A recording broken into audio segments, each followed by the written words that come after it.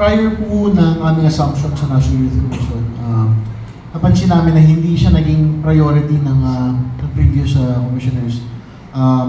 That's why kami po, mabuti namin. Ako kasi from Palawan so I have a good grasp of the issue. And then, syempre, of course, it's more personal to me with it happening in my hometown.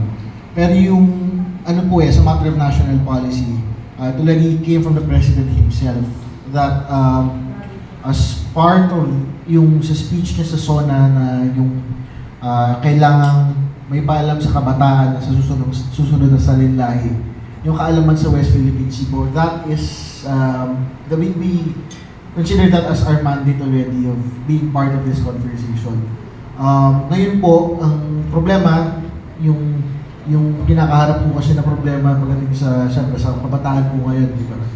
Gen Z, yun yung nililibel nila yung kabataan, Gen Z or millennial. Malaki po yung challenge na paano sila maging mas engaged sa ating national dialogue.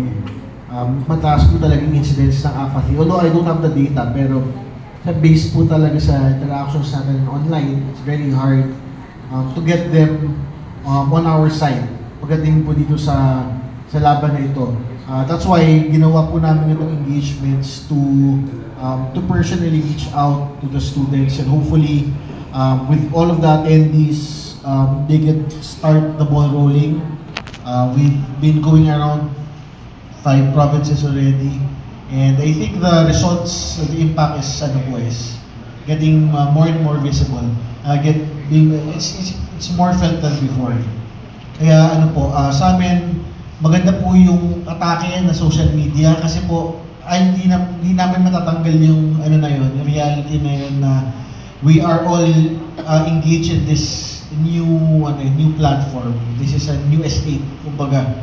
So even the media is part of the social media ecosystem. So maganda po na doon sa loob na yun, sa loob ng ecosystem na yun, we just have to focus and to narrow down, pin down what strategy is best for them to be more engaged.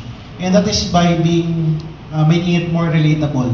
So ngayon meron na po kami mga TikTok reels ni Commodore J explaining what the situation is. Our social media pages are very active in sharing the news on what's happening. And it's the good thing about it, it's not partisan, it's not political. So kahit kung ano man yung kulay mo sa politika, you can jump on this bandwagon. And this is beyond our lifetime, ika nga. So that's what we're hoping to do the next year, to generate attention and momentum for the next years to come. Lastly, sir, on my end, for you.